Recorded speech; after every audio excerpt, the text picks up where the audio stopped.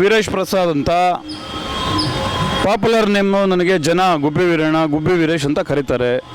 ಕರ್ನಾಟಕ ರಾಜ್ಯ ಕಲಾವಿದರ ಒಕ್ಕೂಟದ ರಾಜ್ಯಾಧ್ಯಕ್ಷ, ಮುಖ್ಯವಾಗಿ ಕರ್ನಾಟಕ ಸಾಂಸ್ಕೃತಿಕ ಸಂಘಟನೆಗಳ ರಾಜ್ಯ ಮಹಾ ಒಕ್ಕೂಟದ ರಾಜ್ಯಾಧ್ಯಕ್ಷನಾಗಿ ರಾಜ್ಯಾದ್ಯಂತ ಸಾಂಸ್ಕೃತಿಕ ಸಂಘ ಸಂಸ್ಥೆಗಳನ್ನ ಸಂಘಟನೆ ಮಾಡೋದರಲ್ಲಿ ಒಂದು ನೇತೃತ್ವ ವಹಿಸ್ಕೊಂಡು ಮಾಡ್ತಾಯಿದ್ದೀನಿ. ಕಲಾವಿದರ ಬಗ್ಗೆನೂ ತುಂಬ ಹೋರಾಟ ಮಾಡ್ಕೊಂಡು ಬಂದಿದ್ದೀನಿ. ಇವತ್ತು ರವೀಂದ್ರ ಕಲಾಕ್ಷೇತ್ರಕ್ಕೆ ನಮ್ಮನ್ನು ಕಾರ್ಯಕ್ರಮಕ್ಕೆ ಉದ್ಘಾಟನೆ ಕರೆಸಿ ಉತ್ತಮವಾದಂಥ ಕಾರ್ಯಕ್ರಮ ಮಾಡಿದ್ದಾರೆ. ಮೊದಲನೇದಾಗಿ ರಂಗಭೂಮಿ ಕಲಾವಿದರಿಗೆ ಧನ್ಯವಾದ ಹೇಳ್ತೀನಿ. ಭಾಳ ಪ್ರಮುಖವಾಗಿ ಕರ್ನಾಟಕ ಸರ್ಕಾರ ಕನ್ನಡ ಮತ್ತು ಸಂಸ್ಕೃತಿ ಇಲಾಖೆ ಮುಖಾಂತರ ರಾಜ್ಯದ ಜನಪದ, ರಂಗಭೂಮಿ, ಸಾಹಿತ್ಯ ಎಲ್ಲವನ್ನು ಪ್ರೋತ್ಸಾಹ ಮಾಡ್ಕೊಂಡು ಬಂದಿರತಕ್ಕಂಥದ್ದು ತಮಗೆಲ್ಲ ಗೊತ್ತಿದೆ. ಆದರೆ ಕೇವಲ ಒಂದು 3-4-5 ವರ್ಷಗಳ ಬೆಳವಣಿಗೆ ಏನಾಗೈತೆ, ರಾಜ್ಯದ ಸಾಂಸ್ಕೃತಿಕ ವಲಯವನ್ನು ಭಾಳ ಪ್ರಮಾಣದಲ್ಲಿ, ಲಾರ್ಜ್ ಪ್ರಮಾಣದಲ್ಲಿ 90% ಕೆಳಗಡೆ ತುಳಿತಕ್ಕಂಥ ವಾತಾವರಣ ಅನಿವಾರ್ಯವಾಗಿ ಕ್ರಿಯೇಟ್ ಆಗ್ತಾ ಬಂದೈತೆ. ಇದಕ್ಕೆಲ್ಲ ಕಾರಣ ಏನಂದ್ರೆ ಮುಖ್ಯಮಂತ್ರಿಗಳಿಗೆ ಸರಿಯಾದ ಗಮನಕ್ಕೆ ತರ್ತಕ್ಕಂಥ ಕೆಲಸ ಅಧಿಕಾರಿಗಳು ಕೂಡ ಮಾಡಬೇಕಿದೆ. ಅಧಿಕಾರಿಗಳು ಮಾಡಲಿಲ್ಲ ಅಂದ್ರೂ ಕೂಡ ರಾಜ್ಯದ ಜನಪದ ಕಲಾವಿದರು, ರಂಗಭೂಮಿ ಕಲಾವಿದರು ಇವರು ಸರ್ಕಾರದ ಗಮನ ಸೆಳೆಯಬೇಕು. ಯಾಕೆಂದರೆ 2012-13ನೇ ಸಾಲಿನಲ್ಲಿ 431 ಕೋಟಿ ಅನುದಾನ ಬಜೆಟ್ನಲ್ಲಿ ಕನ್ನಡ ಸಂಸ್ಕೃತಿ ಇಲಾಖೆಗೆ ಅನುದಾನ ಹಂಚಿಕೆ ಆಗ್ತಾ ಇದ್ರು. ಇವತ್ತೆಷ್ಟು ಬರ್ತಾ ಇದೆ? ಕೇವಲ 240 ಕೋಟಿ ಬರ್ತಾ ಇದೆ. ಆ 240 ಕೋಟಿ ದುಡ್ಡಲ್ಲಿ ಅಧಿಕಾರಿಗಳು ಏನು ಮಾಡೋಕ್ಕೆ ಸಾಧ್ಯ? ಬೇರೆ ಬೇರೆ ಇಲಾಖೆಗೆ ಅನುದಾನ 10,000 ಕೋಟಿ, 20,000 ಕೋಟಿ, 30,000 ಕೋಟಿ, 45,000 ಕೋಟಿ ಅನುದಾನ ಸರ್ಕಾರ ಕೊಡುವಾಗ ಕನ್ನಡ ಸಂಸ್ಕೃತಿ ಇಲಾಖೆಗೆ 4,000 ಕೋಟಿನಾದರೂ ಬೇಡವಾ? 4,000 ಕೋಟಿನೂ ಇಲ್ಲ, 1,000 ಕೋಟಿನೂ ಇಲ್ಲ, 500 ಕೋಟಿನೂ ಇಲ್ಲ, 250 ಕೋಟಿನೂ ಇಲ್ಲ. ಇದನ್ನೆಲ್ಲ ಮುಖ್ಯಮಂತ್ರಿಗಳು ಗಮನಿಸಬೇಕು. ರಾಜ್ಯದ ಕಲಾವಿದರು ಹೋರಾಟಕ್ಕೆ ಇಳಿಯೋದು ಅನಿವಾರ್ಯ ಆಗುತ್ತೆ. ಮುಖ್ಯಮಂತ್ರಿಗಳಿಗೆ ವಿನಂತಿ ಮಾಡೋದಿಷ್ಟೇ, ಎಲ್ಲ ಇಲಾಖೆಗೆ ಹೆಂಗೆ ನೀವು ಬಜೆಟಲ್ಲಿ ಅನುದಾನ ಜಾಸ್ತಿ ಮಾಡ್ಕೊಂಡು ಹೋಗ್ತೀರಾ? 17 ಯೋಜನೆಗಳು ಏನಿವೆ, ಹೊಸದಾಗಿ ನಾವು ಬೇಡಿಕೆ ಇಟ್ಟಿರ್ತಕ್ಕಂಥ 10 ಯೋಜನೆಗಳು, ಅಕಾಲಿಕ ಮರಣ ಹೊಂದಿದ ಕಲಾವಿದರ ಕುಟುಂಬಕ್ಕೆ ಪರಿಹಾರ ಧನ ಕೊಡಬೇಕು.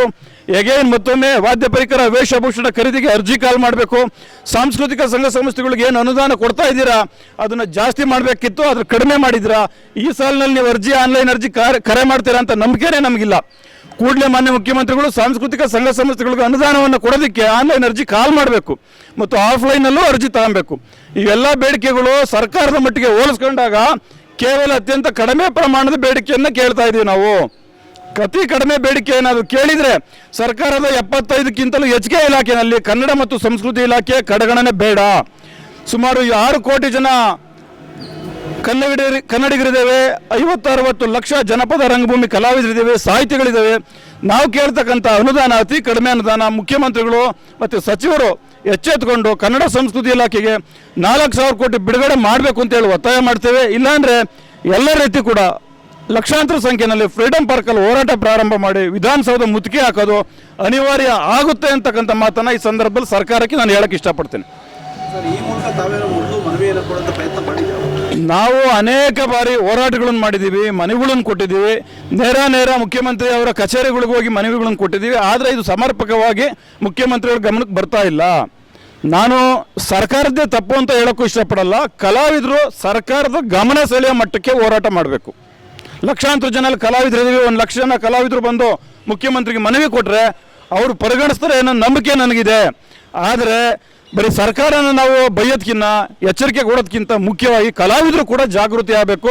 ಬನ್ನಿ, ಮುಂದಿನ ಜನವರಿ ತಿಂಗಳಲ್ಲಿ ಏನು ಹೋರಾಟ ಆಯೋಜನೆ ಮಾಡ್ತೀವಿ, ಬಂದು ಒಟ್ಟಿಗೆ ಸರ್ಕಾರದ ಗಮನ ಸೆಳೆಯೋಣ, ಮುಖ್ಯಮಂತ್ರಿಗಳ ಗಮನ ಸೆಳೆಯೋಣ. ನಂಬಿಕೆ ಇದೆ ಕಲಾವಿದರ ಅತ್ಯಂತ ಸರಳ, ನ್ಯಾಯಯುತ ಎಲ್ಲ ಬೇಡಿಕೆಗಳನ್ನು ಸರ್ಕಾರ ಈಡೇರಿಸ್ತಾರೆ ಅಂತ ನಂಬಿಕೆ ಇದೆ. ರಾಜ್ಯದ ಕಲಾವಿದರೆಲ್ಲ ಬರಬೇಕು ಅಂತೇಳಿ ವಿನಂತಿ ಮಾಡ್ತೀನಿ.